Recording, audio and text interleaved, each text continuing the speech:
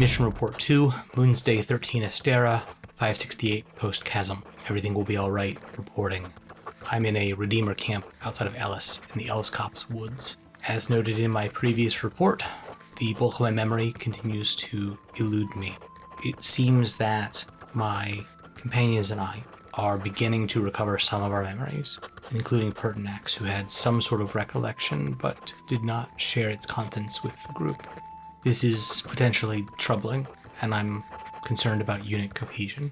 For the time being, I'm relying on my training. The muscles' memories and the habits are ingrained so as to become second nature. We began the day in the company of Sorcerer Cairnworthy and Fighter Glenbowen, and several so-called Redeemers, a well-trained unit wearing red bandanas. Some sort of rebellious force against the larger authority in the region and against the Collective, who are the strange scientists that set up near our Chamber of Awakening. Some of them who committed suicide rather than be captured. The Collective is in some way aligned with the regional empire. We met several other Redeemers. The Redeemers' leader, Maddock Glenbowen, who is a charismatic politician. He's the brother of Bronwyn Glenbowen. He claims his people want to redeem the soul of the land, which is a powerful mission statement, if presently unclear what that involves. Curiously, the rebel leader is also a Lord Commander. It would appear Glenbowen is a man of some consequence in Silver City. We met Tamsin Serral, who is a cleric of the moon, a kind soul, a healer. He seems to have some sort of rivalry with his colleague Karis. We saw but did not talk with Karis Tan, who is a Knight of the Sun. He went around conducting judgment on the dead, seeking forgiveness of some sort for their various misdeeds. Lord Commander Glenbowen invited us to his camp to stay the evening and plot out next steps. We went, splitting off from other groups to hide our numbers. In case we met with strangers, we were given a thin cover story that we are from Riven, a misty land near a bone swamp. Along the way, Kazzra brought out a piece of the blue source crystal from the cave we found ourselves in. Apparently, these are incredibly dangerous to others. This could be something that we can use in the future, should we need leverage. Along the way, we were able to easily dispatch several bandits in a ruin. It's troubling that even in a land like this, under the notional purview of an empire, that it's troubled by common banditry. My allies proved extremely capable, deploying some excellent tactics despite our relatively diminished bodies and memories. So, that's where we are. I will continue writing these reports, and I hope they prove useful in the future. Yeah. So the cart moves forward, and you see that it kind of slows as it approaches almost a wall of vegetation so dense it appears almost impossible to get through. There are very deep shadows in this part. The shadows lengthen as you move deeper into the Ellis Copse. Jessamine turns around, looks at you four, says your names, and says, "You are allowed." And then the cart, which had slowed at this sort of almost boundary, moves forward. And doesn't slow, doesn't stop, just moves forward straight into the vegetation, which looks like you're about to crash into trees. As you move through, it is very clear that that is an illusion of some variety. And you move into this open clearing that you take in for the first time, this camp, the self-described camp of the Redeemers.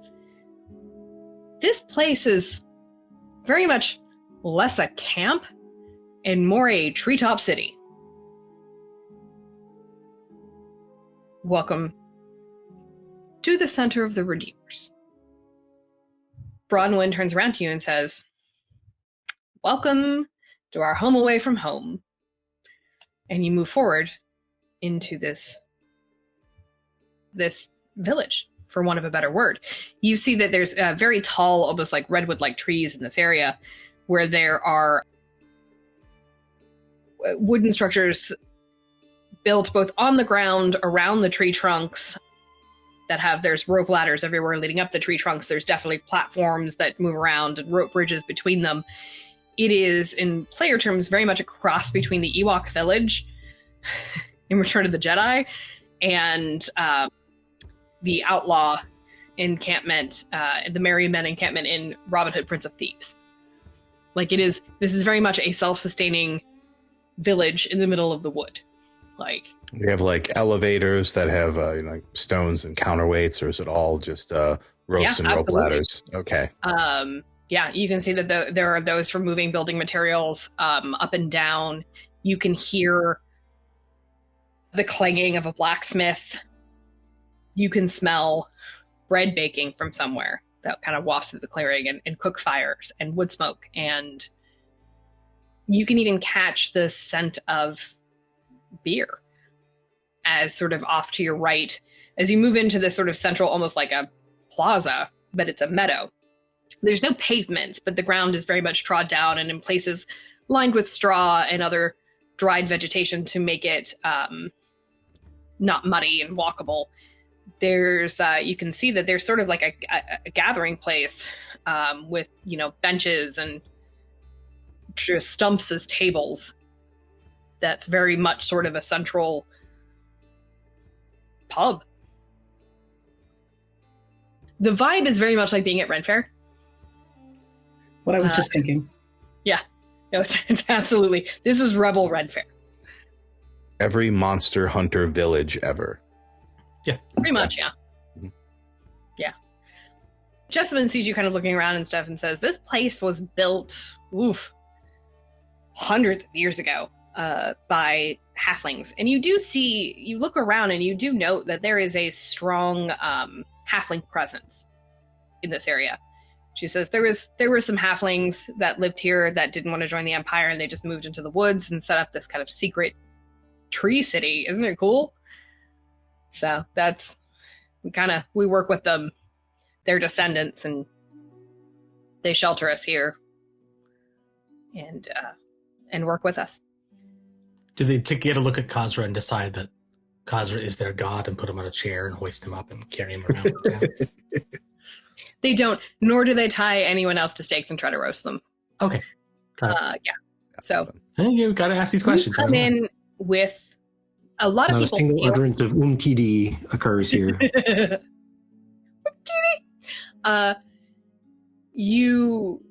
People hail Bronwyn as you arrive, and like a note, like Jessamine, Tamsin, like they're all acknowledged, but Bronwyn in particular is hailed quite a lot, asked for updates. You definitely get a vibe that she's well known and well respected here, and that by virtue of being in her presence and not being tied up or chained, that you are welcome guests. Right, this place is built by halflings. It doesn't seem to be like this is the Shire and this group is staying here. The Redeemers are the major occupants of this place, even though halflings are a large contingent of the population that we're seeing, right? Okay. Yes. Jessamine sort of will clarify for you that the descendants of the halflings that built the place still kind of lived here, but opened up their village to the Redeemers and actually were part of the founding of that movement. As you come in, several other carts are arriving or have arrived or in the process of being unloaded by various other tracks. You can see that around this sort of central clearing, there's several other carts that are being unloaded that have come in from different directions. You can see Maddox hop down off one and come closer. He just kind of he gives his sister a brief hug. Bronwyn gives him a rundown of the encounter that happened and said, thanks to our newfound friends here who are very capable, we made short work. And he says, well, let's get you all situated over the fire. Brewer's got some food on and ale always. So let's have a drink, get some food in you. He kind of gives Kazzra a questioning look. Who need it? Anyway, let's have a seat and we can. I stare blankly and don't indicate whether I do or don't eat. He just kind of nods, just says, come on over, have a seat. So you can follow him over to the pub if you so wish. No reason not to. We already ate, but that was a good workout. Eat again. As you walk over,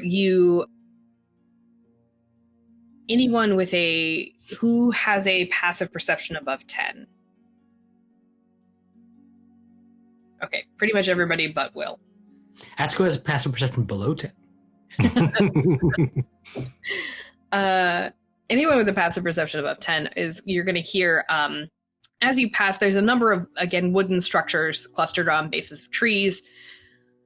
You'll pass by one that's sort of freestanding and has the look of, it's not huge, but it definitely has the look of like a hall where people gather. And outside of that is where the brewer's sort of hut is that has the tables and chairs outside. There's canvas draped across branches to keep rain off. And as you pass by that hall, the doors are open and you can hear sort of a intense debate, but not an ill-natured debate. The voices are raised and debating with each other, but it does not seem to be an overly angry tone.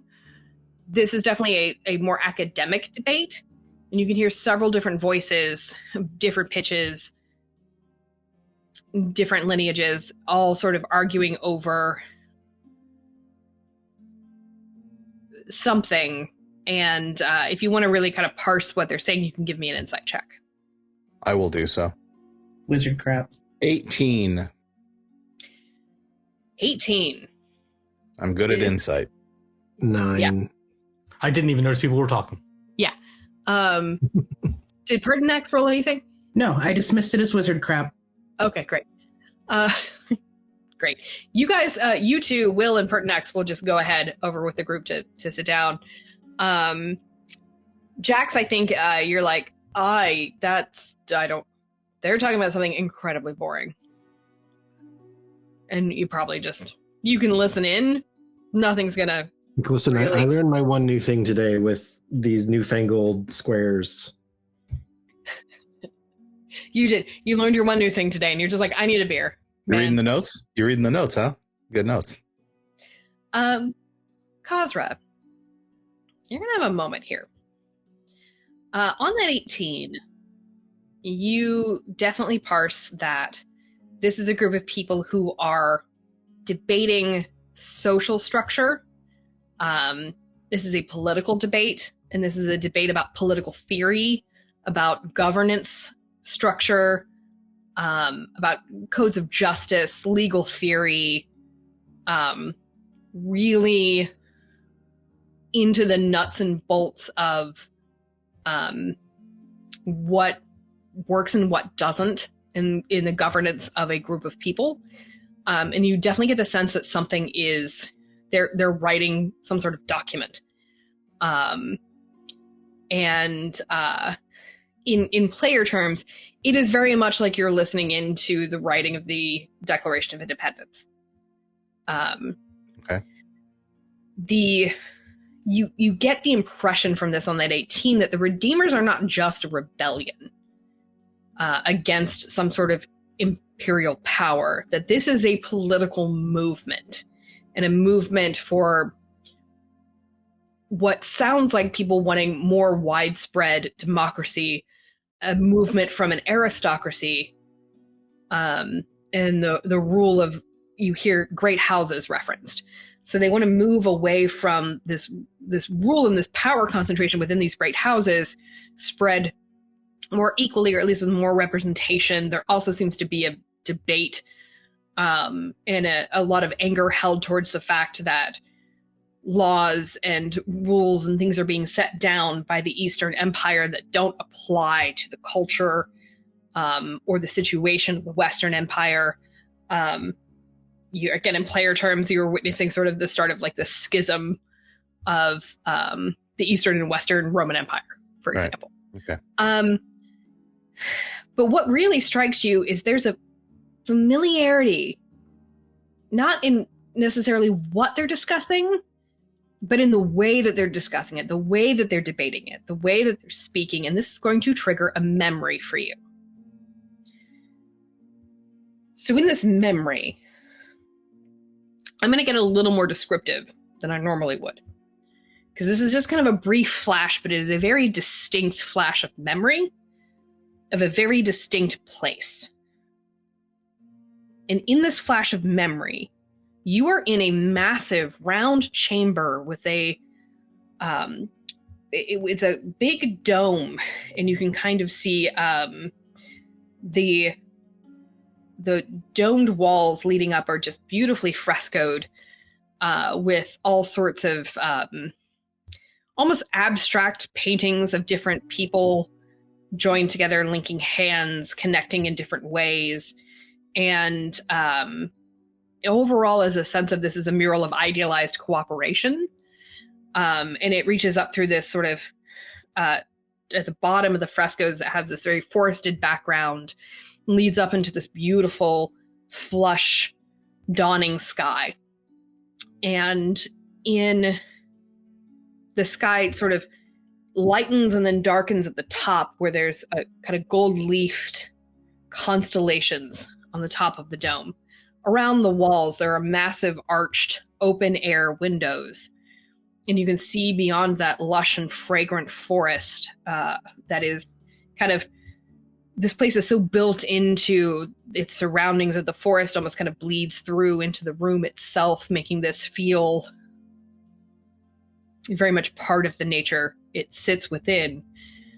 In the view beyond the windows, you are seated in a round, raised bench seating, like an amphitheater. Right, like a gallery. And there were people, there were people on the mosaic floor debating.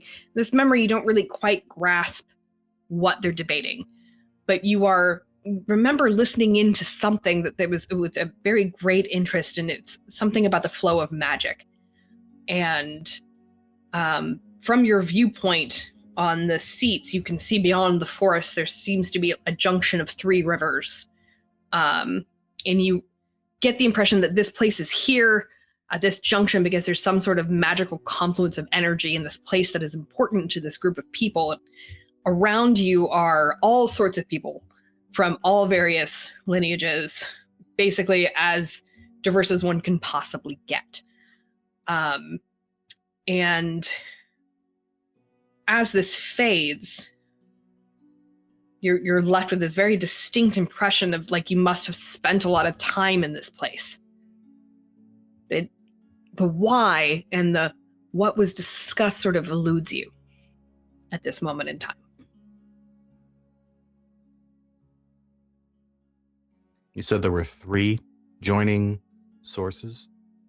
3 joining, yeah, it's a confluence of 3 rivers. Shake my head and turn and see how much farther the group has gotten from me, and if they're continuing to talk about their document. So probably catch up unless there's something in this room that I listen to that sparks my interest to stick around. Unless you particularly have a strong interest in engaging in political theory. Not really. Not with my limited knowledge of the place or its people at present. I would be a strange outsider and probably very unwelcome. So I would run to catch up with the group. Great. The brewery is the brewer's brewery. Brewer's hut, essentially, is say brewer's hut 5 times fast, I dare you. Is situated about 15 feet beyond this hall that you visit. The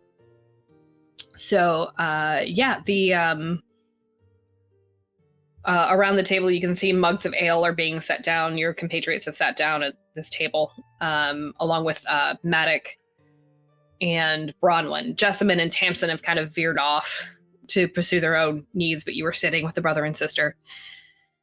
And Maddock and Bronwyn get very similar treatment from people, where there's a respectful deference, but there is still a type of familiarity that gives you the impression that Maddock does not lean on title and stance because it doesn't need to. He's the leader, that is undisputed. It's just he is, and he doesn't need to impress upon it. He's the leader because he's willing to do the work. It's very much the kind of respect that this seems to get. The So mugs are set down. This really good smelling ale, and it has a little reddish in color.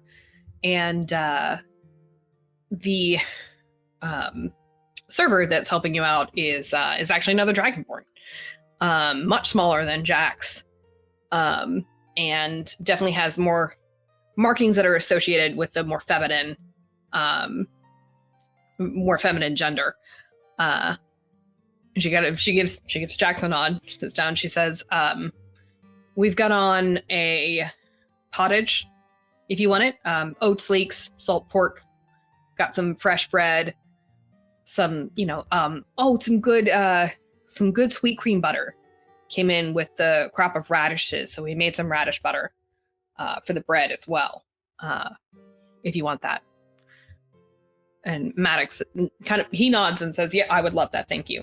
And Bronwyn orders it, and to the rest of you, if you so wish.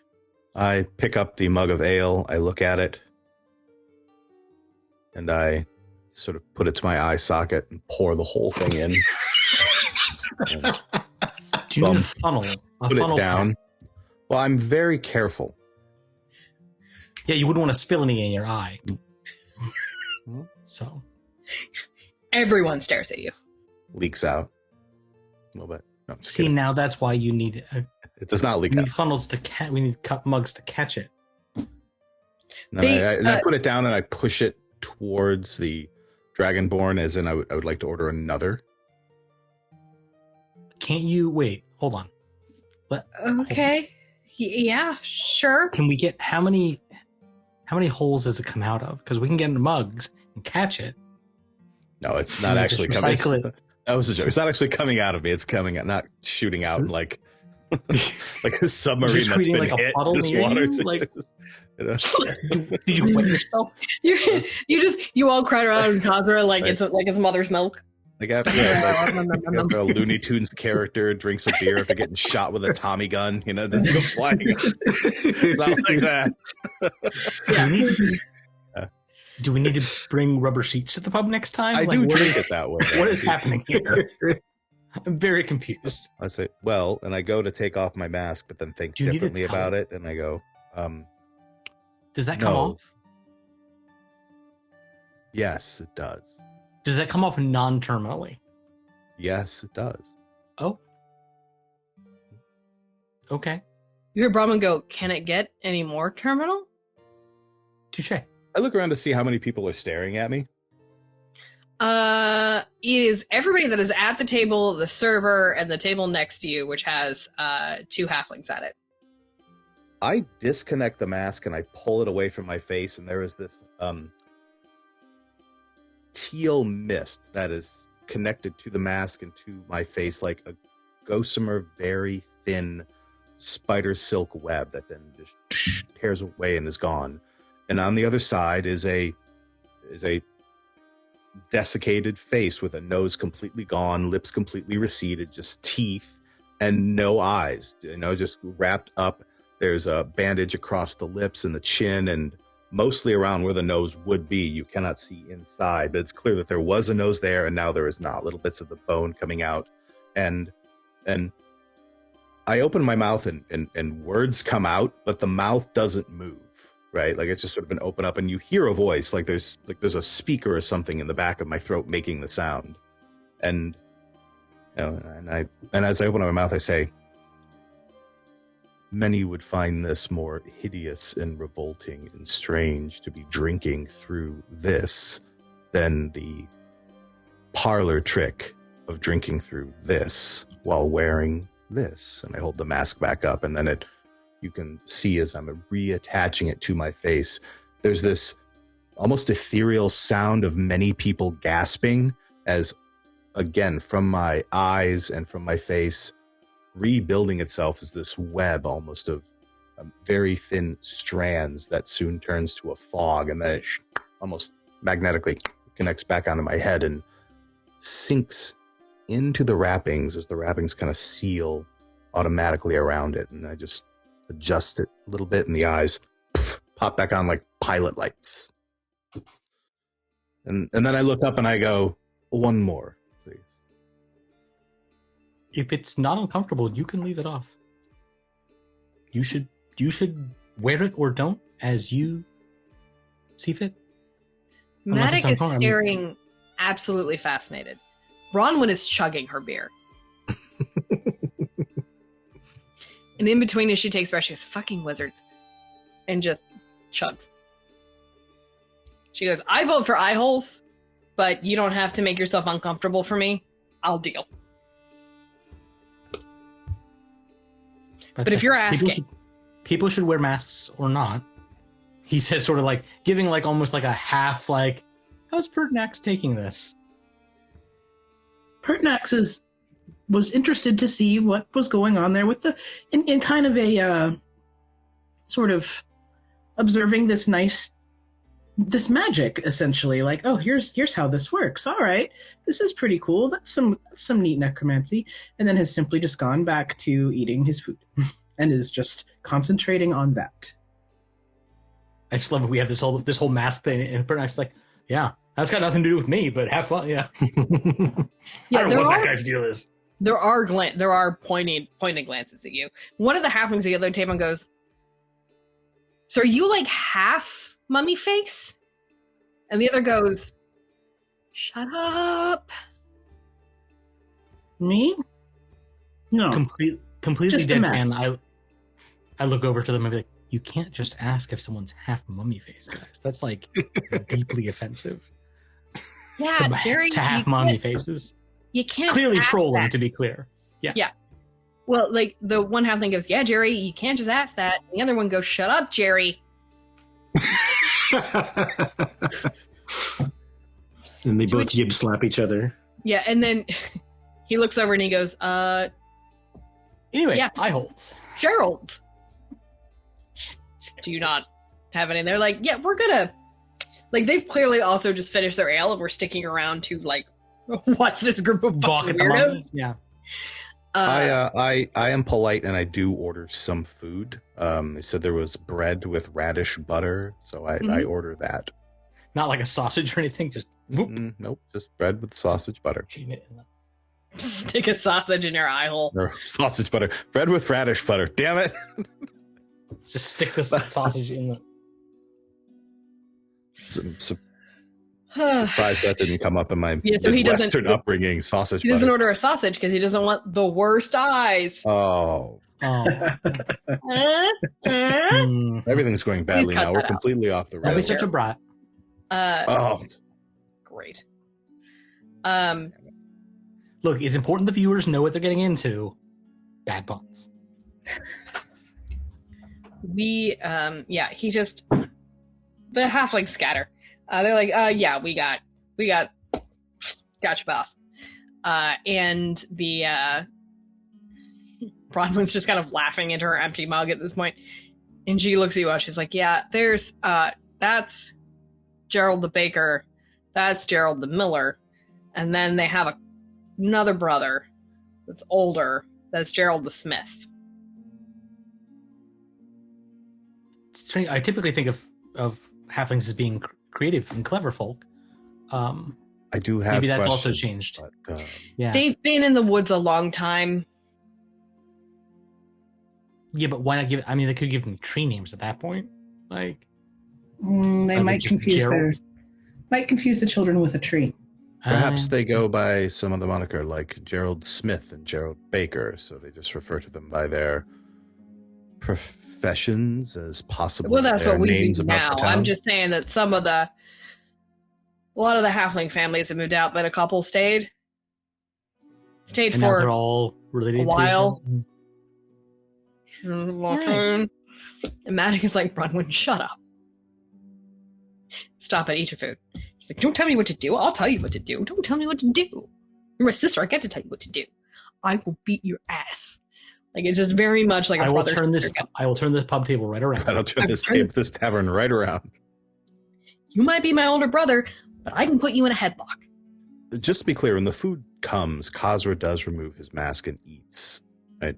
Kazzra does not need to eat, but Kazzra does eat, likes to eat, does enjoy the act of eating, but does not have to.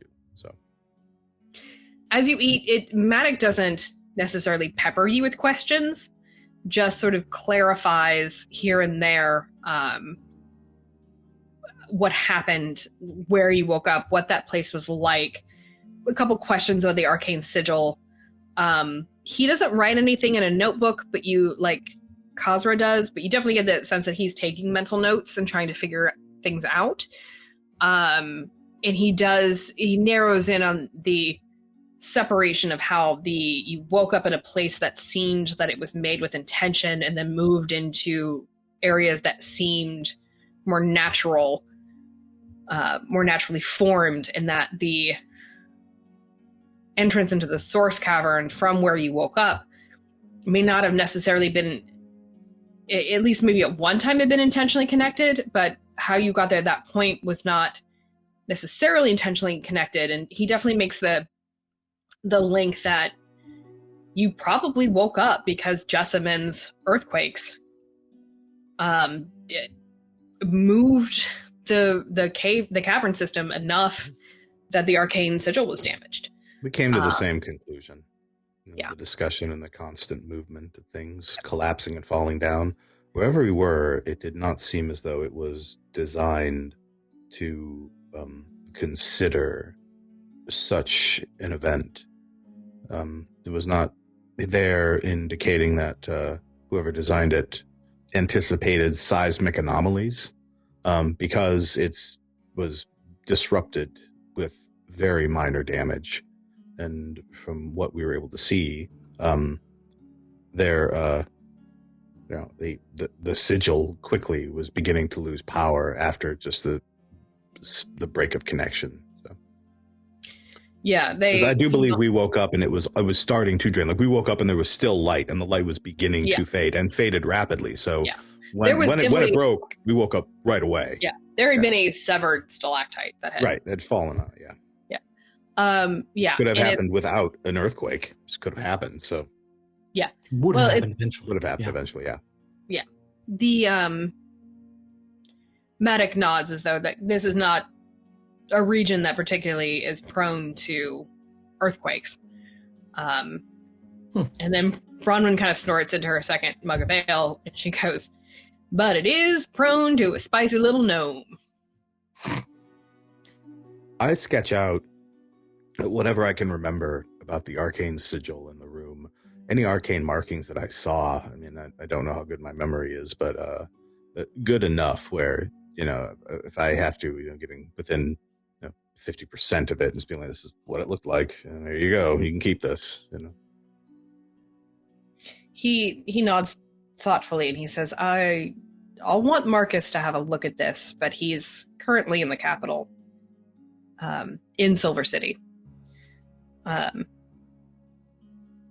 But and here he kind of leans back, having asked you all these questions and also kind of probed you about your perceptions of the library, and various things, like all the information you sort of gathered in episode 1. He's going to kind of probe for you and then also fill in his picture of it, how they've been planning this. They'd gotten wind of this facility and they had liberated a similar facility and found bodies of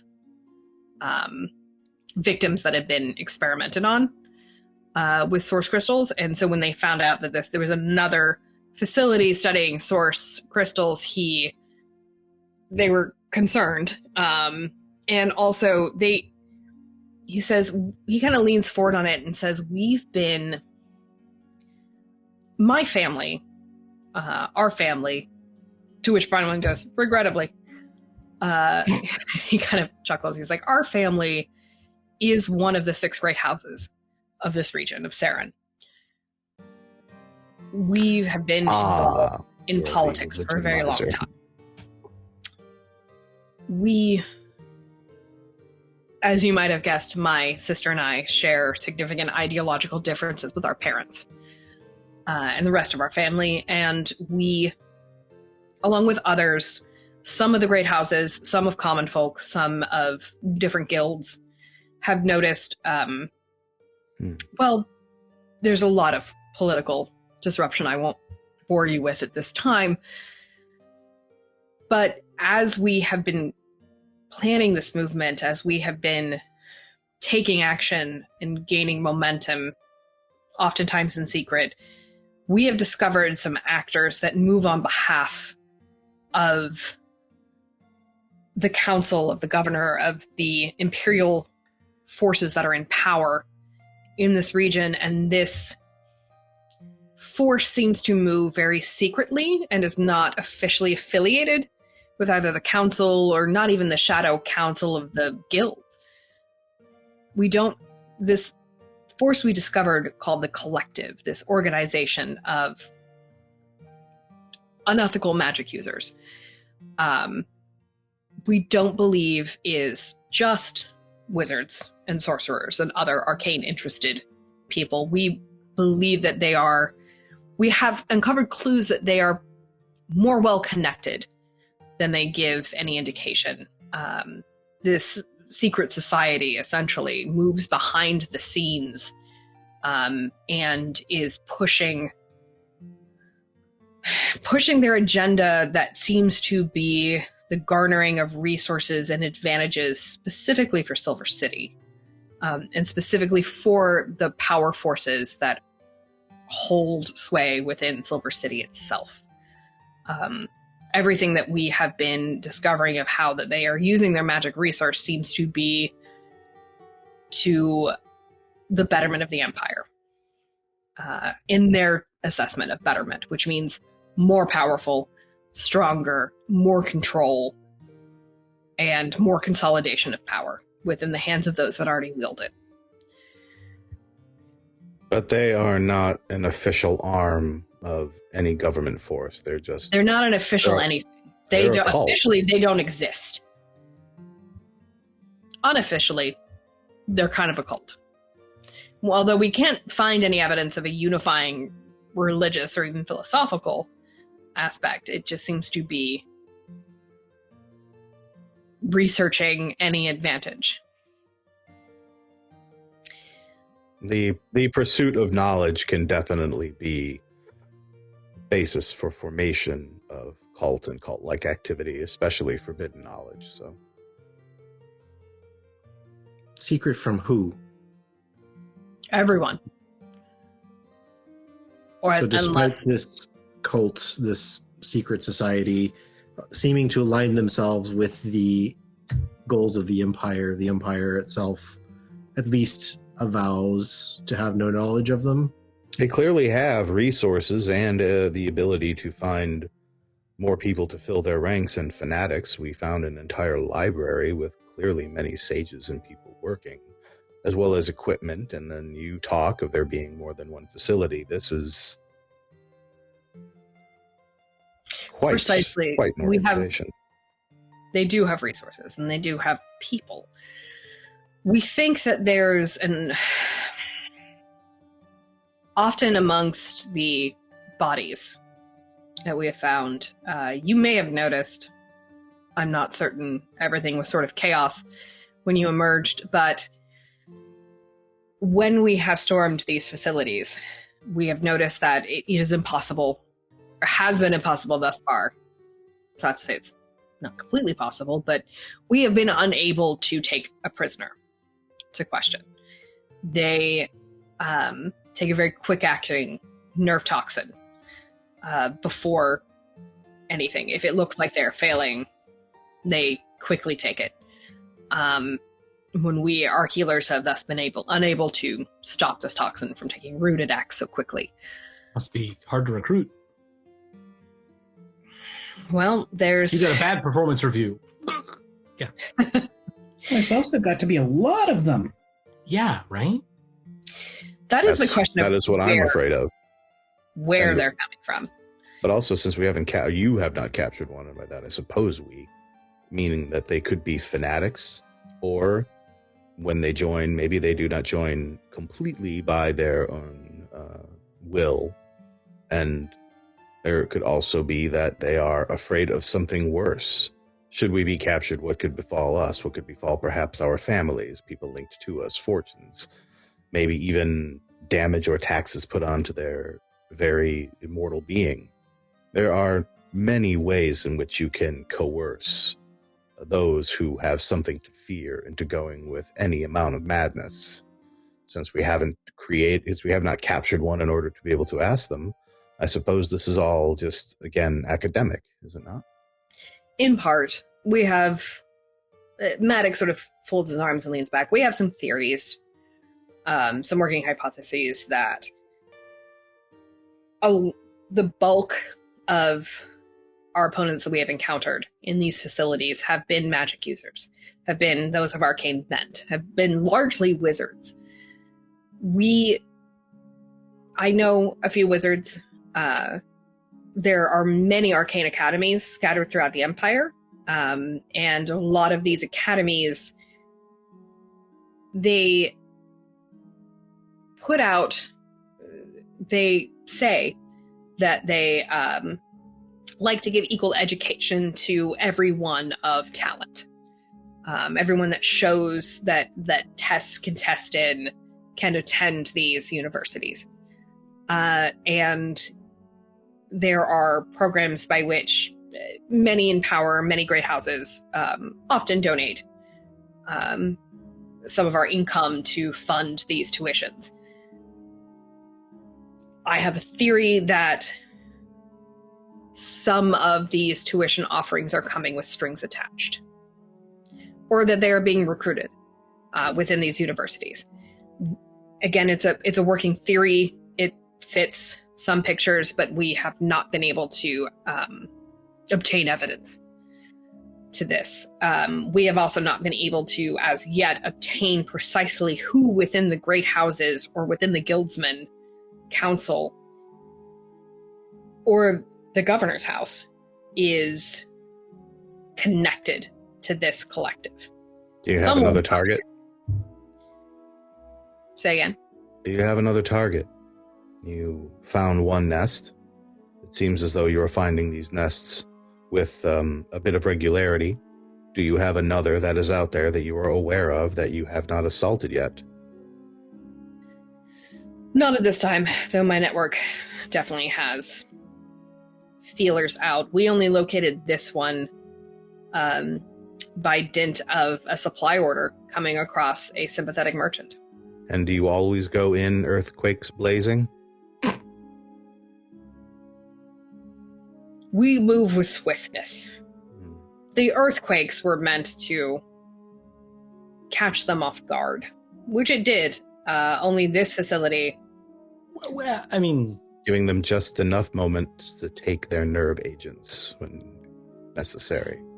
They have certainly escalated its use, yes. It does seem that you speak of something in which you are at an impasse. You need knowledge more so than you need to eradicate the nests. It could be both. You are correct. So I have... The anomaly in this situation, obviously, is you lot. I admit I, for better or worse, feel a measure of responsibility. It was our action that disrupted whatever kept you underneath that facility. I would like to think it is a net positive, as you are no longer being kept prisoner. You have shown no signs of madness or aggression. We don't know we were prisoners, to be clear.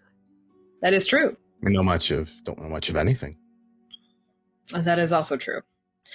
I do know that I do not feel well rested, and like my internment was something positive, but perhaps that is more instinct and lack of knowledge driving that. The collective chose this site for a reason. Simply because there was no notation indicating knowledge of your existence below this source cavern doesn't mean that higher up in the organization that knowledge didn't exist. So we are due to be in this encampment for another day or so. We need to make a supply run into the city of Ellis. I would like to propose to you that we extend our allyship here a little further, I would like to propose to you just to stick around with us, and then within about 2 days, we are headed back to Silver City. And I think I would like to bring you into my own house as guests. And I have an inkling that your presence in the capital might shake something loose, by which we can get some information. We're bait. We're anomalies and we're bait. I don't mind. He really knows how to sweet talk us. I don't mind being bait if being bait means that I get answers. But we need to be clear here on what we are. We're mutually benefiting from the fact that us being anomalous is most likely very valuable to the powers that be for reasons that we do not understand, and hopefully us being valuable will make it so we do understand. Correct? That is correct.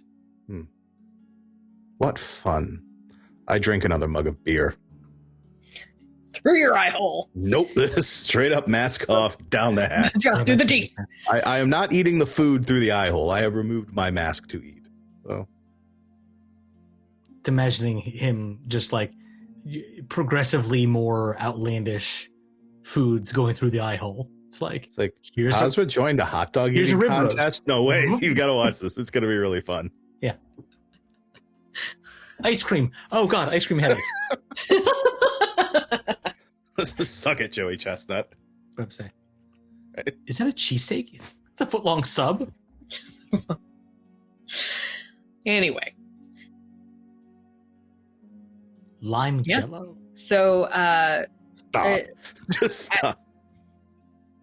As you're talking through this, and also being questioned by your compatriots here on what precisely you can fit through your mouth or eye hole, after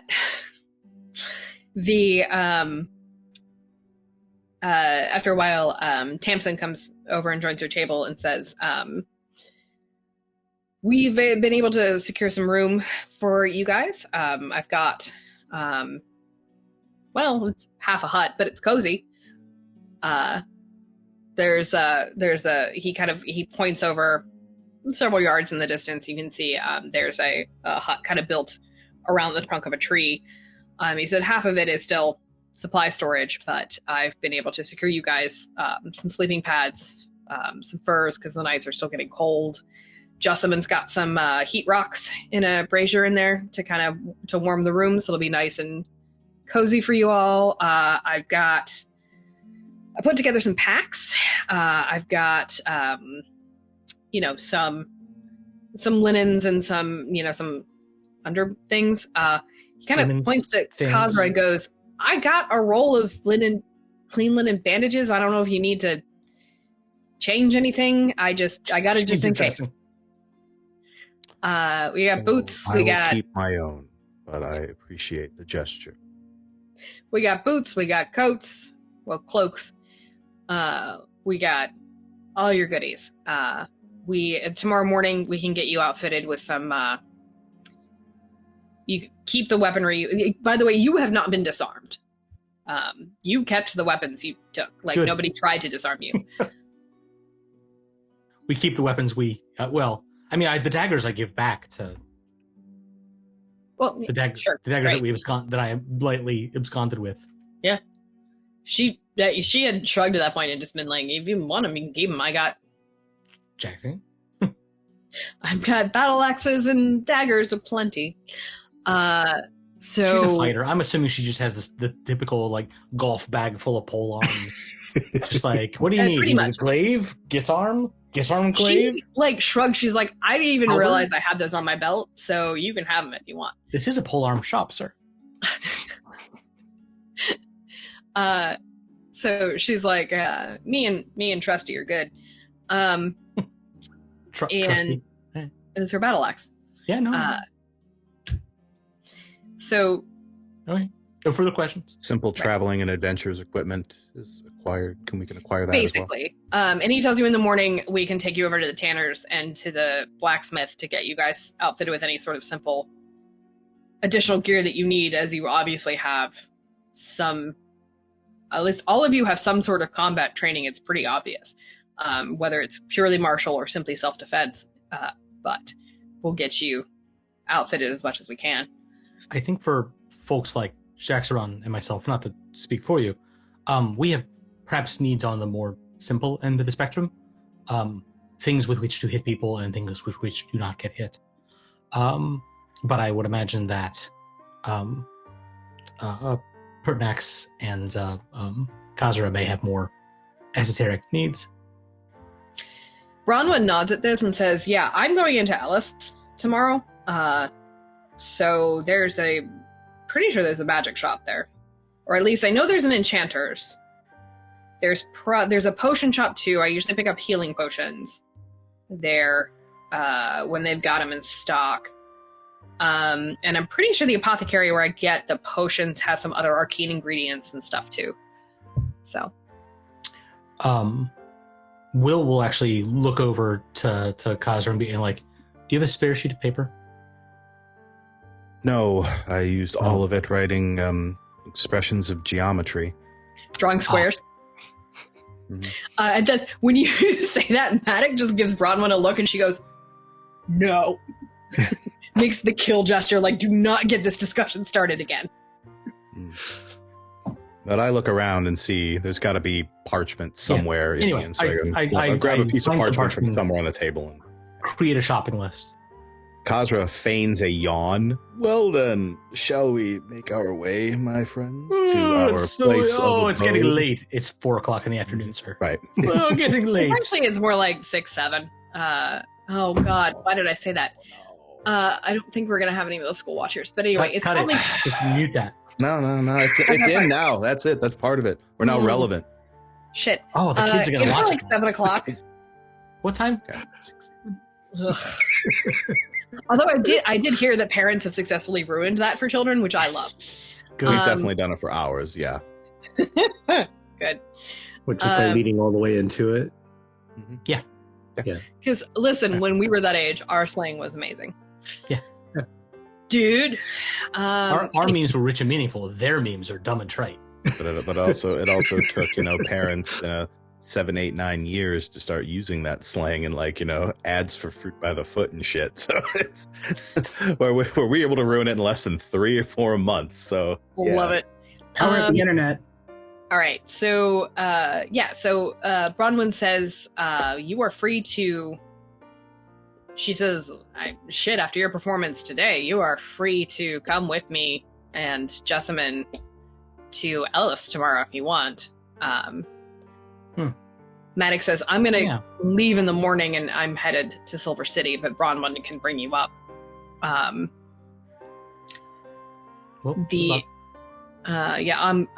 get everything tidy. He says herald her arrival. Yeah, he nods. I've been away about as long as I can justify. I am the city's watch commander, after all, that is. Sure. Bronwyn goes, the Lord Watch Commander. Spare time. Full-time job, being a member of a great house, running a rebellion. The days are just packed. As I said, we they have certainly the legitimate link. So Bronwyn says, we can head into Ellis tomorrow for supplies. Moderately sized city. Good place. That would be most agreeable. Get some rest. So you are shown to your quarters.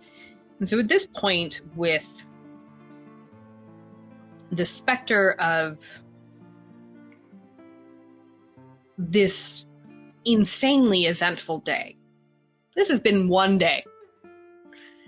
The specter of everything that has happened to all of you throughout the course of this day behind you, and these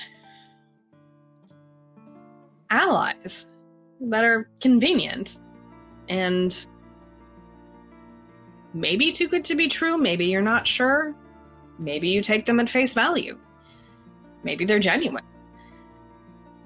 And you have tomorrow and another new place to experience, but you are no longer in a dark, dank cavern.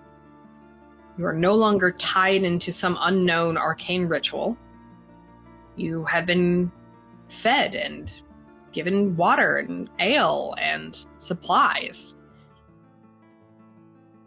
You find yourself in a very unique situation, and you are now alone for the first time. As we are alone, I check to make sure that we are as alone as can be and close any shutters, and I turn to everybody. Give me a perception check. 17? I don't know. Yeah, there's no one around. Okay. I mean, you can tell that there's a sort of kind of outer ring of like defenses in this general facility, but this general settlement, but you came in with essentially the top two leaders of this movement, who are choosing to trust you, or choosing at least to show you trust. Yeah. I turn to everybody and I just say, so my fellow Arisen, much has been said, and I understand that we have no reason other than the fact that we all woke up in the same place to trust each other, treat each other as allies, treat each other as friends, know nothing of ourselves as much as we know nothing of this world. But one thing is for certain. For some reason, all of us were required by some group of immense power, either by our own accord or not. We have awoken from what could potentially be a very disruptive experiment, ritual, spell, what have you, that this collective, who presently I would say would be the closest we have to an enemy, is searching for, possibly searching for us. I think that we have a reason to remain together, and at present, until we uncover more, to protect each other and to keep each other from their grasp. Because if there is indeed something going on here that is nefarious and would see us find a final resting place, or something even worse, we should not allow ourselves to fall into the hands of those who would wish to put us back in those boxes. Maybe they need all of us, or maybe they just need one of us. So far, we were the only 4 that seemed to be immune to the effects of this horrible crystalline structure that is causing tumors and experiments and strange growths and mutations. In and of itself must be valuable to many people.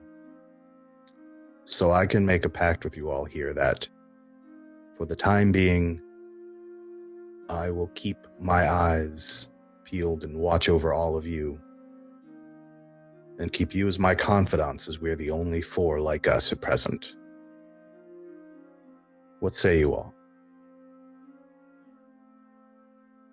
I don't know that I would call it a pact per se, but an agreement, certainly. Shrug as I do. Yeah. Yeah, just the idea of a pact is something that Will's just like, but I ponder this and I go, an agreement then. We shall amend.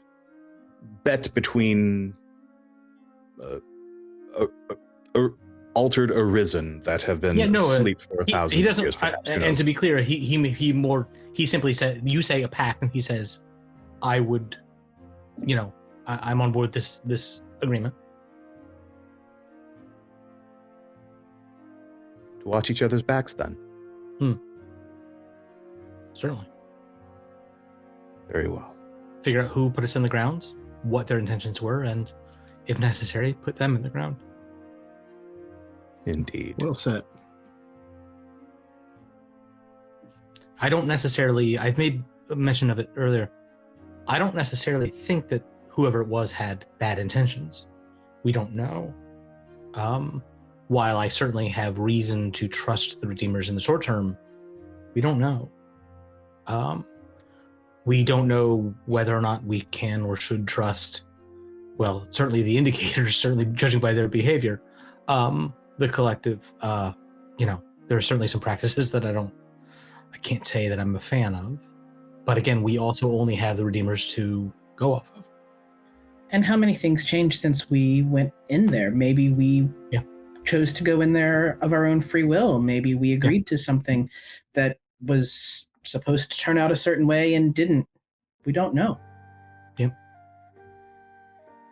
Something about, whatever it was, whatever our, agreement to serve entailed, or currently entails, whether we are still held to the bargains, the agreements that we made however long ago it was, with whatever put us in those sarcophagi.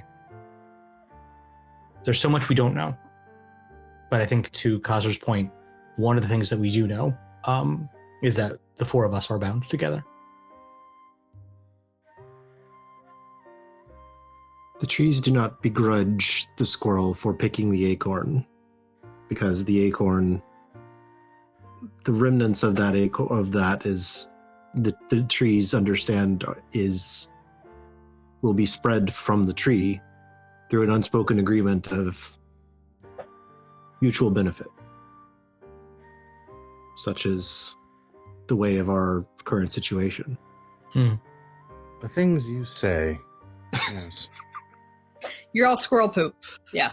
Still, we are at least all on the same page, and we will continue to flip through this tome at the same pace until such information that is written on that page sees us to go our own way.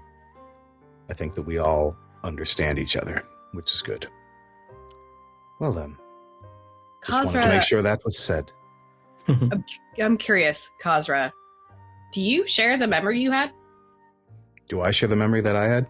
Yeah. Nobody has asked me to. I don't think many of us have shared the memory that we had. Have we? Have we all shared our memories? I think you all shared the similar one that you shared that we had similar ones. Yes. I don't know that Pertinax would necessarily be incentivized to share their memery. No. The memory that I just had, listening to the people talking about things in a sec. Currently, I don't even understand what it was, so I wouldn't think I'd have any reason to share it right now. I'm still cautious, trying to find out who and what I am, and start sharing memories. Like I could say it, and all of a sudden goes, those are the 3 signs of the evil dragons of chaos. Burn him. I have no idea what any of this stuff means yet. So until I have a better understanding, the things that are in my head and or mind will only be given out to people when I feel that they are relevant, pertinent, or have something to do with helping us progress this understanding of who we are and find our place in this world. So no, I keep it to myself for now. Yeah, same with mine. What am I going to say? Well, I'm a warlock. I did warlock things. Yeah, right. I know Pertinax has some kind of a being that they have made a pact with. Not asking them what or who that is. That is Pertinax's business, not mine.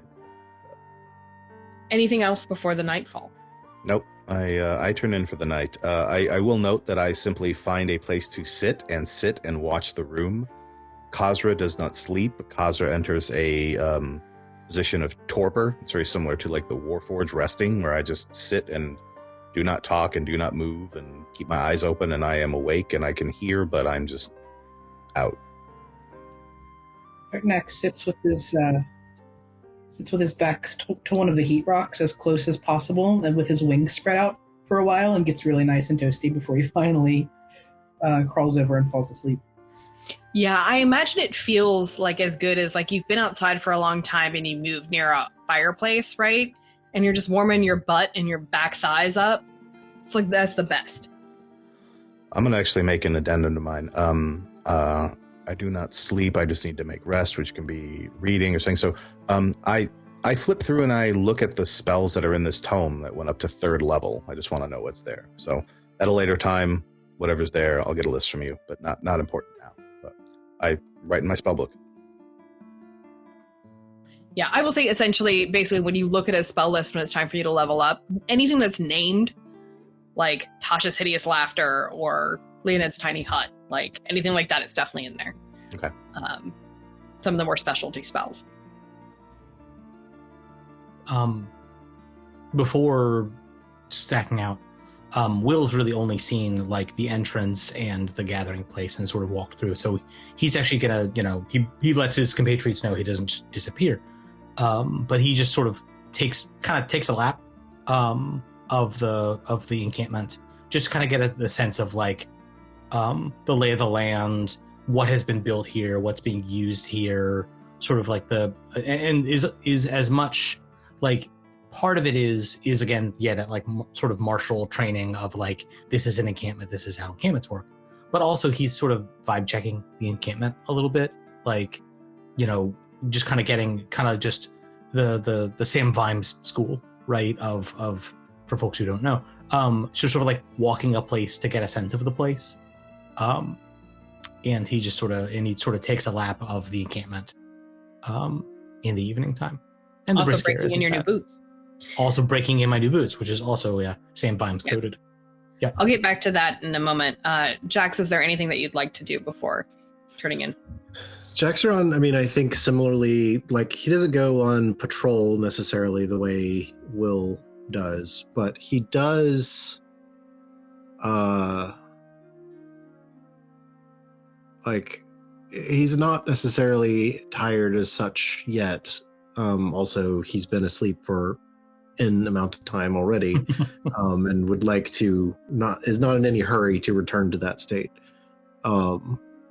So given that this is a, for lack of a better term, a nomad village, really wants to get a sense of like, it's also vibe checking, but it's about people more than it is like the place and the, like the defenses and all of those kind of things. Like he's more interested in like, how do the people of this place, move about it, right? Like we've already seen the tavern, and that you have these individuals who, are either, whether they're closely related or just, friends or what have you, they're comfortable enough with each other, and they shoot the shit, right? And so, and you have, and the very fact that there is a tavern, for that matter, is indicative to him that this is not just an encampment. It's not just a hideout. So really trying to understand, like, what are the people here like, and what makes them tick, what is daily life here? Are you going about separately or together? I think for me, I would default to separately. But I wouldn't necessarily but if Jax wanted to walk with, I think that would also be fine. Yeah, if it's simpler to talk about it together, that's fine. Like Jax wouldn't necessarily have been like, "Oh, let me go with you," but he also wouldn't be like, "Oh, I'm gonna go do." I'm not. He's like, not walk with me, friend. He's not a strange loner kind of thing. So yeah. Are either of you making any attempt to be stealthy? No. Okay. You could both give me investigation, and we'll take the higher one.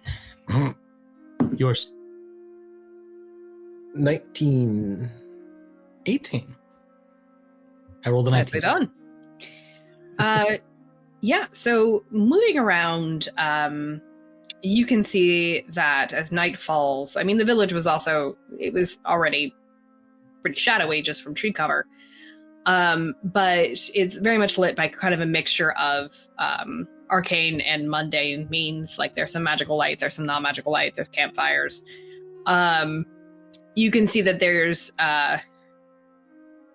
the camp is very much organized less like a military camp and much more like a village, like the village it was originally built as. There is the commons, which is where you sort of entered. There's not really any livestock or anything like that would be grazed on a common, but you do see, like, you see a couple chickens. And there's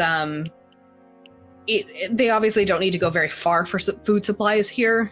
Again, situated as they are within it's a large forest, but it is a forest that is situated within a region that is a farming region.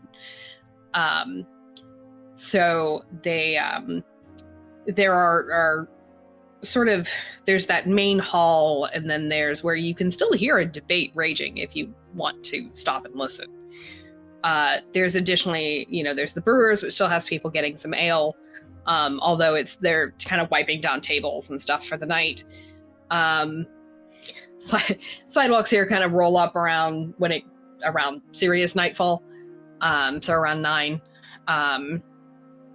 and so it's starting to slowly get to that point. And you see like there's a stable, a well-kept stable for horses. There's where the wagons are dropped off. You can still see some people that are sorting through the supplies and everything that had been liberated from the facility, essentially. Hopefully not from dead people, though. Keep one of them alive so that way they can loot. And you don't take it off the corpse. Okay. Because their transgressions will transfer to you. Got it. So cut their belts first, sort of explained a little more them. detail. Right. Okay, yeah. So you can kind of see in an open doorway in sort of adjacent to that hall, there's another building that's very much attached to it, and there's a door open, and you can see Maddock is sitting there, he's not undressed, but he's definitely a little more casual. Like his jerkin's a little unfastened, and it's just loosened. And he's definitely sorting and reading through papers.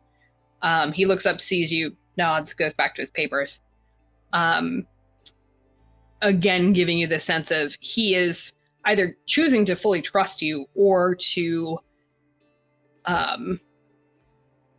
or he's confident enough in his people that if you try anything, you will be dealt with swiftly. And on that note, as you go around and you investigate, it's the areas that are set up for, there's a blacksmith, there's a baker, there's not a candlestick maker. They do not have a chandler. But there is an area that is very clearly for sparring and martial exercise and practice and things like that. There's also very obviously next to that a place with lots of benches and stuff that is sort of a gathering place. That would be where people would gather ahead of a mission to sit and get orders and things like that. Briefing room kind of deal. What's that? A briefing room kind of deal. Kind of do. Open air, but yes. Yeah. You also see that there's mostly what's above the ground tend to be sleeping quarters, as you see people climb up to go to bed. And you also see that there's around the perimeter, both of you will clock moving shapes that are very much in line with what a patrol would be, a security patrol. And as you wander, you do notice that their routes are staggered. The timing, you'll notice here and there a shift, a change in guard, and you'll notice that they don't happen at the same time. So those shifts are also staggered. Essentially, you are clocking that whoever organized this, again, has a lot of martial training. And what you learned with Maddock being the Lord Watch commander of Silver City, partially probably because of his name, because he's part of one of the great houses, but also he obviously knows what he's doing. So yeah, you'll see Bronwyn is up and moving through, she's sort of in the training area and sort of moving through very clearly what is intended as sort of a cool down, part stretch, part exercise, sort of almost Tai Chi type movement. And again, also sees you, nods, and just goes back to her routine. So the vibe here is one of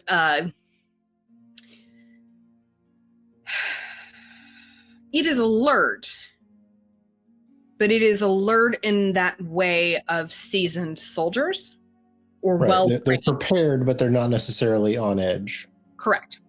Yeah. There is definitely that sense of if something went down, there's a procedure to go to deal with it quickly. There's not only patrols on the ground, but you'll also clock on some of the treetops. There are third level sort of platforms that are very much like crow's nests. that also have archers on them, right? Like there are people prepared to deal with threats, and you see Jessamine is actually easier to spot from where you are because of her brightly colored hair. Also because she's juggling a couple little arcane globes. She's up there on one. And you hear like hissed across the distance in a sort of stage whisper going, "Put that out! You're wrecking my night vision." So they're obviously prepared to deal with magic as well. But again, yes. So it is a relaxed vibe. It is, people here are very familiar with each other, and the way that people move is not there. There's a casualness to it, but there's also a purpose. Like no one is here to goof around. No one is here to have a vacation. There are the closest, like the brewery where people can kind of sit and unwind for a bit. And kind of recharge, relax, have a drink, get some good food that they don't have to cook. And it's very much, but it is still everybody's here for a reason. And it is a reason that because they are moving with purpose and moving with intent, you'll hear a little bit of grumbling here and there, mostly of someone that's just like, "Oh, my shoulder hurts from moving all that stuff." Or like, "No, but I mucked out the stalls yesterday. Fine." That kind of grumbling. You don't hear any real grumbling or any grumbling at all about individual people. Yeah. Aside from when you pass by the kind of closing bakery, where you hear 3 distinct voices jostling each other. Like, you can't just ask people if they're dead. Gerald.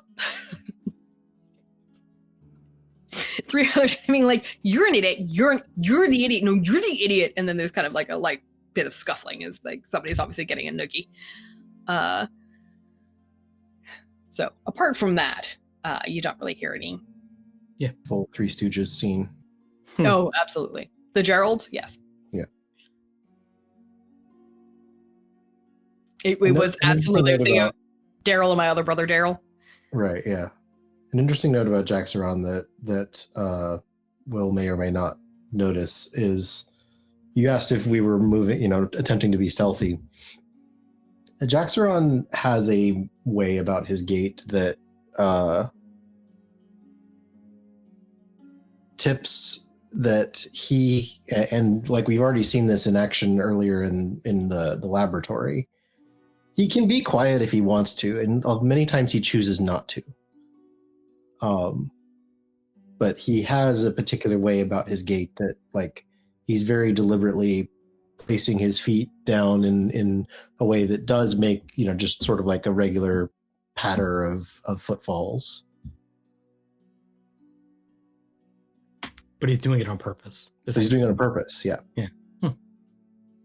Interesting. Anything else you want to glean from this before you turn in? I don't have anything. Basically, after we sort of make a circuit, Will's gonna basically, say, thank you for the walk and conversation, such as he sort of like almost like with a wink, because I would imagine there's probably not actually all that much talking. Yeah. And he says, basically, I'm going to take a minute to just sort of, center myself perhaps a little bit before we turn in. So I'll see you in a few. And Sure. And he basically peels off. I'm assuming at some point he saw basically at some point during the walk an area that's like inside the perimeter, but still is away from everything else. Mm-hmm. And basically returns to that spot. And sort of unsheathes the scimitar that he took and the dagger, and he sits down on the ground, which I'd imagine was worked stone and has now to some extent been reabsorbed by the forest.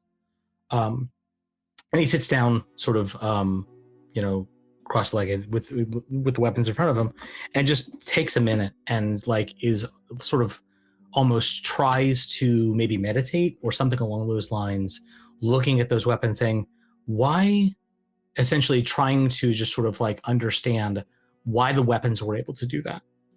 Like, why, what was it he was able to do it and it felt like the right thing to do in the moment, but it doesn't know why. Like, it didn't feel like it felt like it was coming from him, but also he knows just from observation, he knows from just sort of what, he knows the sensations of his own body. Like, that's not normally a thing that humans are able to do. Like, some humans maybe, but like, that comes from somewhere. And sort of examining, checking himself, as essentially saying, where did that come from? Did that come from me? Did that come from something else? What is it that let me do that? Was it these objects? And just sort of takes a minute to sort of evaluate that, to see if he can divine, as it were, how that was possible. I would say give me investigation or insight Lol. Okay. for the weapons. Sure. I think. So go ahead and give me investigation with advantage with the weapons, because you did clock people using them. 4. That was with advantage? Yep. No, I'm really bad at that. Wow, dude. That is not my skill. No, it's not. Also, I rolled a 5 and a 2, so like, No. that didn't help. Yeah. From what you can tell, what you saw, they're just normal weapons. There's nothing special about them.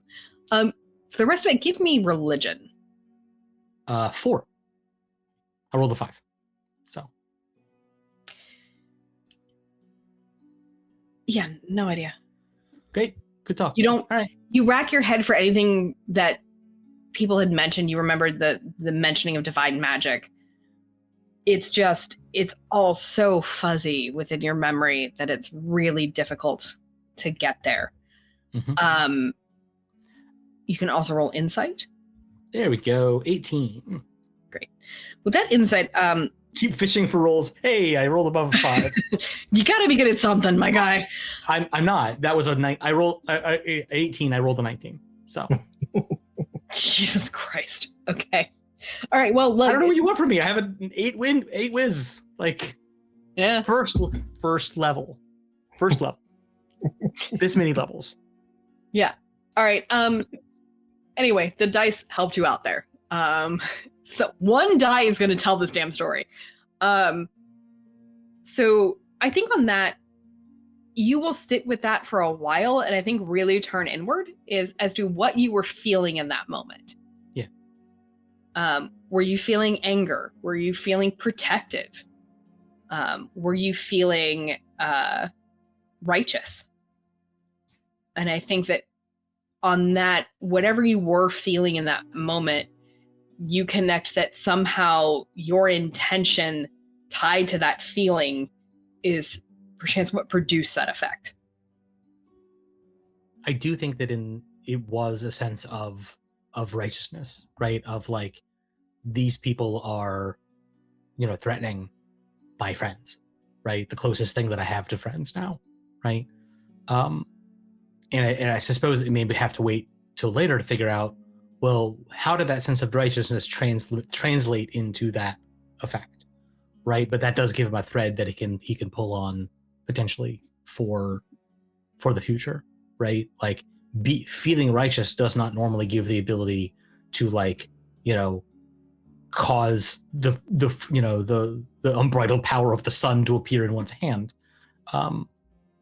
There was plenty of righteousness in the conversations that he's participated in today, that did not generate, a solar flare. But that is something for him to pull on potentially. All right.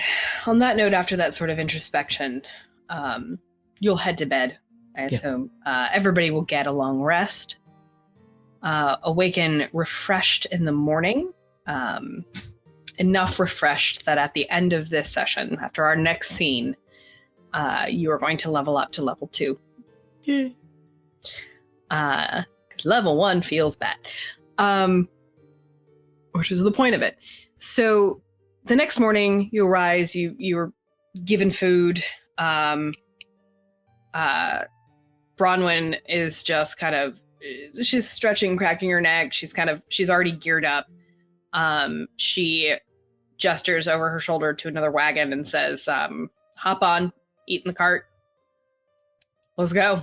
In the early morning, before we are all awoken by the sound of roosters crowing or what have you, I would make my way over to wherever the equipment stash was and get myself some traveling clothes that cover up that I am a bandage-wrapped possible plague victim. Like, we're talking gloves, full coat, everything, head, face wrap, whatever is needed. Dr. Dumet, yeah. Yeah, a Dr. Dumet.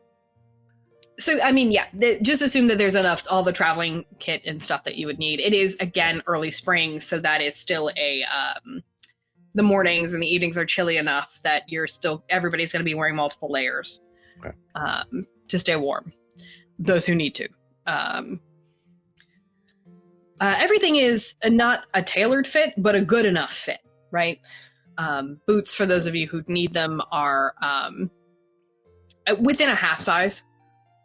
So they're well functional and comfortable enough to not cause you any issues with your gait or speed. The cloaks have been, for those with wings, Tamsin had considered that and kind of found or cut cloaks to have some wing slats that you can fit your wings through. The shirts and things like that you will need to just take a dagger to and do for yourselves. There's no one with wings within the encampment. But assume you're able to dress yourselves to your satisfaction in just sturdy, I would say medium quality travel clothing. So yeah, Bronwyn kind of gestures to the cart with a thumb over her shoulder and goes, let's go. Shopping time. Grab myself a quarterstaff and get on the cart. Old man, you grab a stick from the woods, yes. Old man needs walking stick. There is a streak of saffron yellow, a clack of beads, and the just rainbow blur of hair as Jessamine streaks towards the cart and goes, shopping! Shopping, shopping, shopping, shopping, shopping, shopping. What's our budget here, kids? Bronwyn goes, I would prefer to not be bankrupt, but you're not going to run. You're going to find some nice quality stuff, but nothing that's for super specialty items you would have to go to. Looking forward to finding out what the state of the art is. We'll get you some good stuff. It's a couple hours on the cart to Ellis. In here, as the cart comes out of the woods, goes around a few kind of circuitous farm routes, and then kind of tracks onto the main road. And you can see that the main road, the Imperial Way, is very nicely paved, very well kept. The paving stones are smooth. The mortar's smooth between them. It's very much a well kept road. And as you're through, it's a nice morning. It's starting to warm up really nicely. The sun is in the sky. It's there's some clouds, but not very many. So it's starting to get that nice, get that vitamin D pumping feeling of being in the sun. Yeah. For those for whom that matters. Maybe. Go ahead.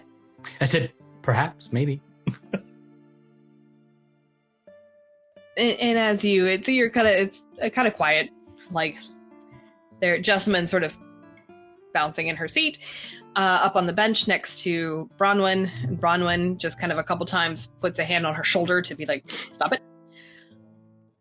If he wasn't doing it, I was going to do it. Or yeah. It's Bronwyn, right? So she, yeah. Not Maddox. Bronwyn's with us, yeah. A couple times when Jessamine turns back to ask you a general question or something like that, the way she does it is she doesn't turn, she just bends backwards. So you're talking to an upside down face. After a few hours, you approach the outer sort of farmsteads get a little like closer together, fields get a little closer together. There are more laborers out in the fields, and you're approaching the outskirts of Ellis. And Ellis is you can tell from this distance, it's a very moderately sized city. It appears to be very, all of you sort of clock, although maybe you're not entirely sure why, you clock that the design aesthetic of the city is very elven. It is very much one with the natural landscape around it. You can tell that it is sort of it's a walled city, but the defensive ramparts, it's not stone, it's wood. But that wood, rather than being a like wooden pike wall, is a living wall. So that the city almost appears to be surrounded by living trees. And as the wagon pulls closer, these trees, they're enormous. They're probably about 30 feet high. But they also, as you get closer, you can see that there are some variety of blackthorn. So not only are these trees very much grown and interwoven in these knots, you will clock that these knots do leave space on the inside for archers. It kind of gives them like an archer window, which has a specific name that I can't remember. Murder holes. Not a murder hole. That's Crenellations? No, that's where it goes up and down. Yeah. But anyway, Are we still guessing? I just used to call them like arrow slats. I had no there, idea. yeah, there is it's an arrow slit. But there's another name. Anyway, you can see that there's areas where there are city guard kind of up on wooden platforms that can look through with bows. But then also because it's a blackthorn type of tree, that there's these enormous wooden thorns that come out of the wood too, that crisscross these spaces that also make it very difficult from outside anyone to fire in. It's a very smart sort of natural defensive magic. Bronwyn kind of gestures to it. She said, "That's my favorite part about the city, actually. I just think it's really cool. There's a big order of druids in this area, and they do stuff like that. We can't really do it around Silver City. It's too big, and it's just not the right landscape for it, but it's super cool." So they, as you move in through the city gates, Bronwyn that slows the cart, does a very quick check-in with the guards at the gate, just says shopping trip. The guard kind of nods and motions you in, like it's very, like did a cursory check and saw some armed folks, but not anyone that appears dangerous. You definitely get the sense that this is just a commerce type of year, and that there's not any reason for anyone to be on guard, on high alert. If this is just standard security, like, yep, come on in. Are Bronwyn and Jessamine wearing red bandanas or what have you? Great question. Roll me. What's your passive perception? 9. I had a similar question as well. It wasn't about the bandanas, but what is the heraldry of the guards? Like, does this city have an allegiance to one thing or another, to some sort of an empire? Are they flying flags? And if so, what does it look like? Yeah.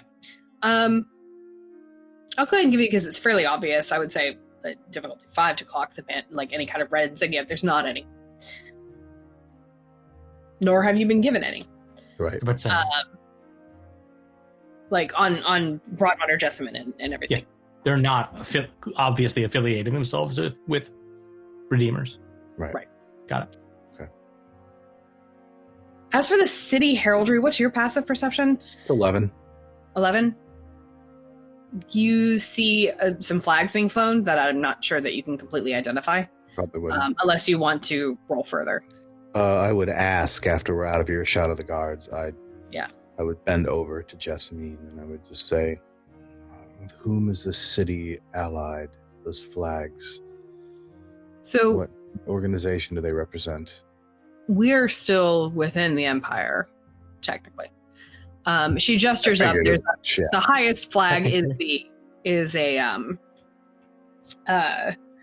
purple and white flag that is it's half purple, half white, with a golden sun in the middle, and that is the flag of the Empire.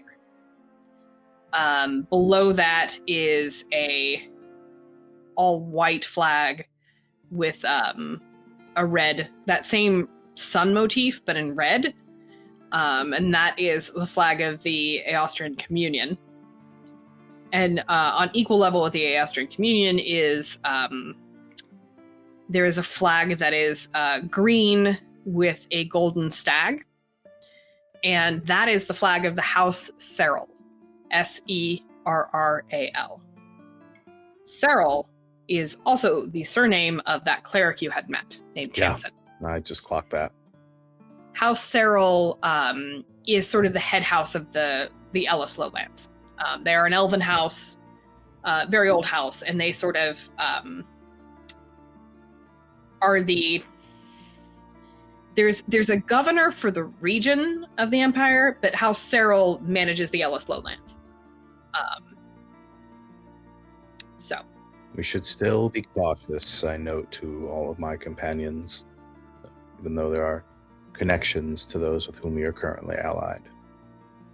Try to keep a low profile. Yeah, well, you learn that Tamsin's father is Rodri, and he is the Lord Keeper of Ellis, who is essentially the mayor of Ellis, which is it's a moderate-sized city. And Rodri, R-H-O-D-R-I. And she says, Rodri is a nice guy. Which you take to mean he's an ally.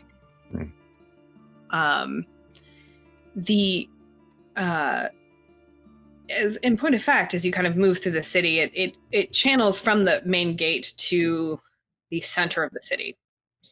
And the center plaza of the city has this really beautiful fountain that sparkles up.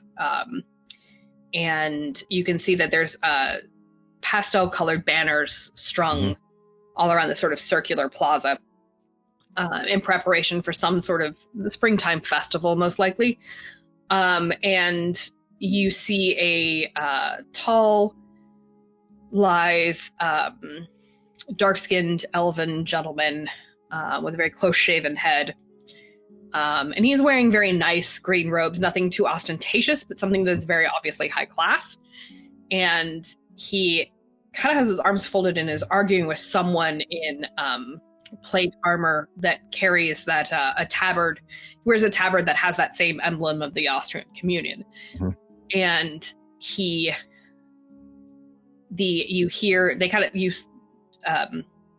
Bronwyn slows the cart and kind of like to an area beyond which there's no vehicle traffic, and kind of steps down. But the voices are raised enough that you can catch it from where you stand.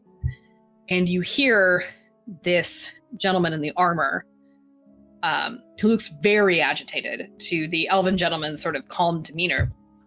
And you hear the man in armor yell, "You cannot play host to a goblin market.